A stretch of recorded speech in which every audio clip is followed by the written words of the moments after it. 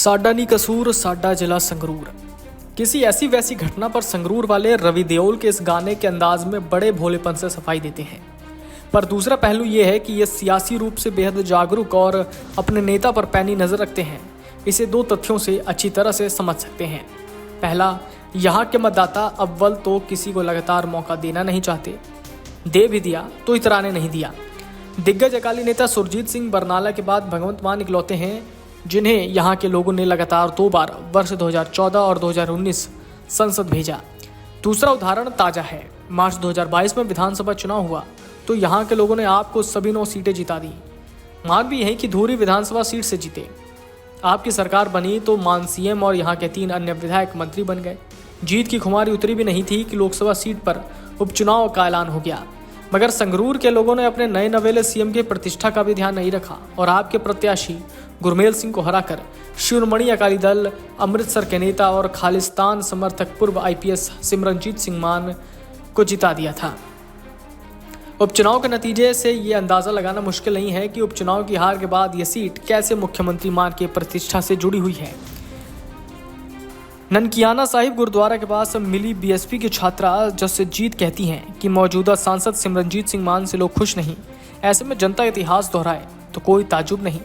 सिमरनजीत सिंह इस बार भी मैदान में हैं। भगवंत मान ने अपनी कैबिनेट में खेल व युवा मामले मंत्री गुरमीत सिंह मिथेर को उतारा है। सुनाम में मिले आप समर्थक गुरबिंदर सिंह कहते हैं कि जिले से मंत्री हरपाल चीमा और अमन अरोड़ा के साथ आपकी पूरी टीम मिथेर के समर्थन में जुटी है। इस बार दिक्कत नहीं, लेकिन यहीं मिले किसान कामलजीत सिंह कहते हैं कि आपका ग्राफ लुढ़का है, पर आप विरोधी वोट 3-4 जगह बटने से लड़ेंगे, सब उसी से। कांग्रेस ने भुल्लत से विधायक सुखपाल खैरा को उतारा। खैरा 2015 में कांग्रेस छोड़ आप में चले गए थे। वो नेता प्रतिपक्ष भी रहे हैं। बाद में पंजाब एकता पार्टी बनाई और 2019 का चुनाव बठिंडा से पूर्व मंत्री हरसिमरत कौर बादल के खिलाफ लड़ा, हार गए। 2021 में खैरा फिर कांग्रेस में लौट आए और 2022 में विधायक बने। ड्रग्स मामले में गिरफ्तार भी हुए थे। सुखपाल के पिता सुखजिंदर सिंह खैरा अकाली दल सरकार में मंत्री रहे हैं। भाजपा के साथ गठबंधन में यह सीट शीयद लड़ती रही है। गठबंधन नहीं होने से भाजपा ने पूर्व विधायक अरविंद खन्ना को उम्मीदवार बनाया। खन्ना दिसंबर 2022 से पंजाब भाजपा के उपाध्यक्ष के रूप में कार्यरत हैं और भाजपा पंजाब की कोर कमेटी और वित्त समिति के सदस्य भी हैं। वो 2002 से 2007 तक संगरूर और 2012 से 2014 तक धूरी से विधायक रहे। वो कांग्रेस से भी जुड़े रहे हैं। शिरोमणि अकाली दल बी ने 2 बार विधायक रहे इकबाल सिंह झुंदा को उतारा। झुंदा अकाली दल प्रधान सुखबीर सिंह बादल के भरोसेमंद माने जाते हैं, पर पूर्व मंत्री सुखदेव सिंह ढींढसा नाराज बताए जा रहे हैं। बरनाला में मिले जितेंद्र सिंह बताते हैं कि ढींढसा अपने बेटे पूर्व मंत्री परमिंदर सिंह ढींढसा के लिए अकाली दल बी से टिकट चाह रहे थे, इसलिए ढींढसा ने अपनी पार्टी शिरोमणि अकाली दल संयुक्त का शीयद में विलय भी कर दिया। लेकिन बेटे को टिकट न मिलने से नाराज ढींढसा घर बैठ गए हैं।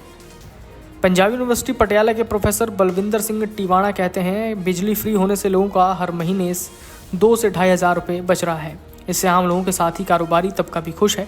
हालांकि मलेरकोटला में मिले दुकानदार मोहम्मद इरफान कहते हैं आपसे लोगों में निराशा है। इसके बड़े बड़े वादे भी लोगों को जुमला लगने लगे हैं। आपको कांग्रेस और शिरोमणि अकाली दल ब से चुनौती मिलेगी। पूरे देश में पंजाब के किसानों का आंदोलन चर्चा में है। दिड़वा में मिले परचून दुकानदार सोहनलाल बताते हैं यहाँ करीब 80% किसान हैं। बड़ी जोत फ्री बिजली और सिंचाई है। अनाज एमएसपी पर मंडी में बिक जाता है, पैसा तीसरे दिन आ जाता है। पर किसानों के मन में ये बात बैठ गई कि मोदी एमएसपी खत्म करना चाहते हैं। जब तक ये आशंका दूर नहीं होती भाजपा यहाँ पर पैर नहीं जमा सकती।